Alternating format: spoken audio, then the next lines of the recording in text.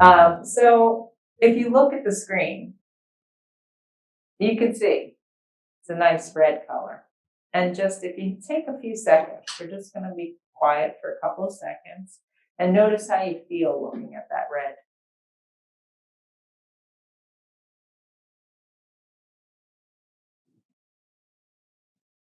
It's a little deeper on the sides, but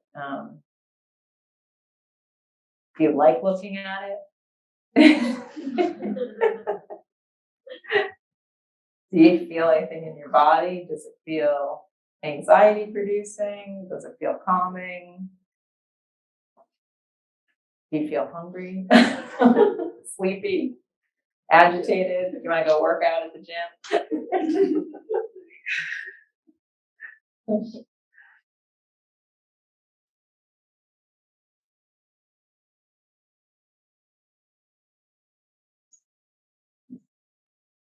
So just kind of think about how it feels. And I'm going to switch it.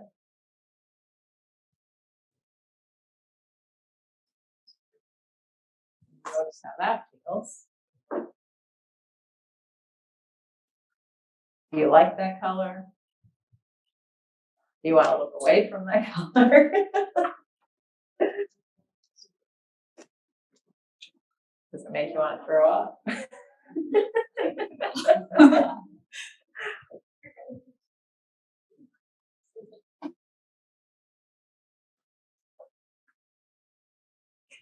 Here's an odd one too.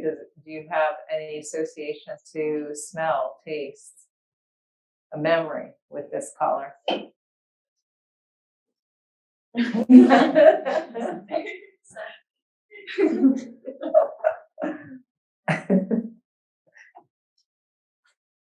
Switch it again.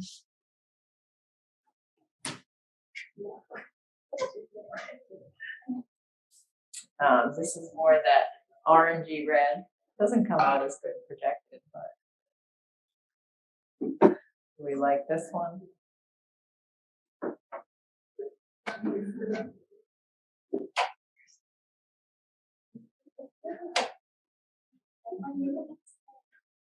How about this one?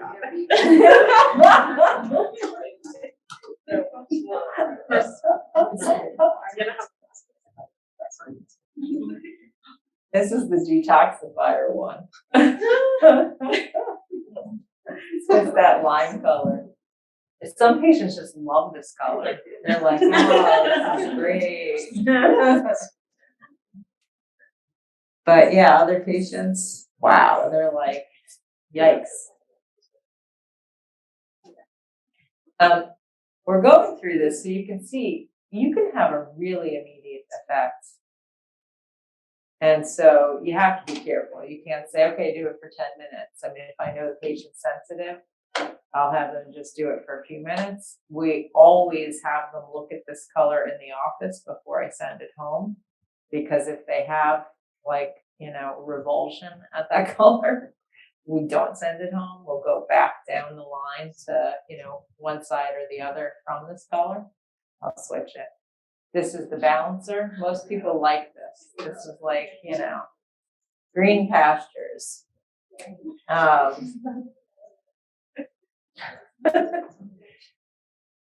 And so we might just give them this color or end with this color.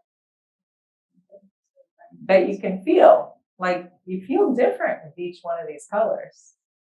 To what extent does history play a role in how we It's respond a to color? great question. I feel like a lot of cultures use red as a warning color. So yes. And as children we know red means stop. Yes. So it makes sense that we always know it.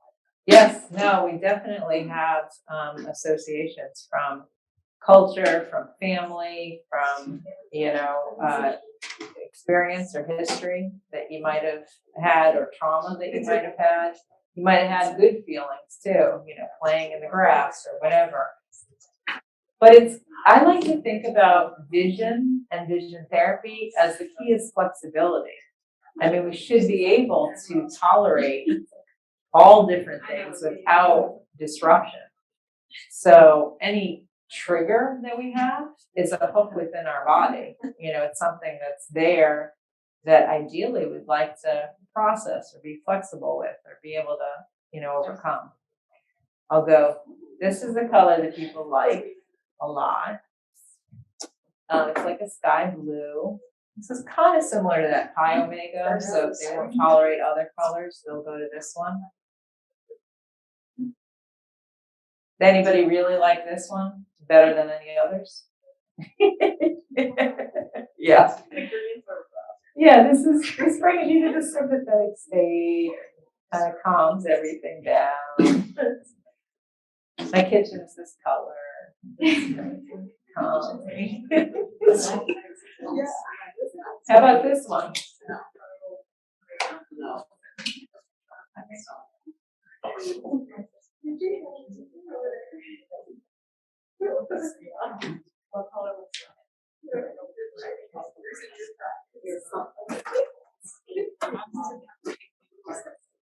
They do say if you are going to practice, you have to be aware of color. You want neutral colors. You don't want colors that are activating. At one point, I had an office where we had different colors for different therapy rooms.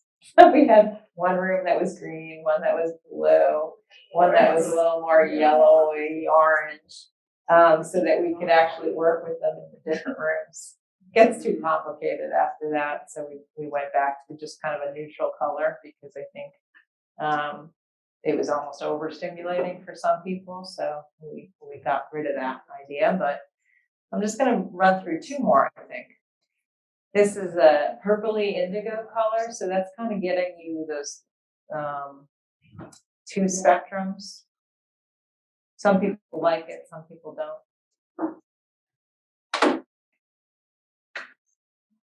I like it on that screen, not on this screen. And then I think there's only one more. Oh yeah, this is more that ruby, little brighter color. And this can help with, this might be one of the first colors we use for some of those patients, and then we might switch to a blue, green, or that lime green color.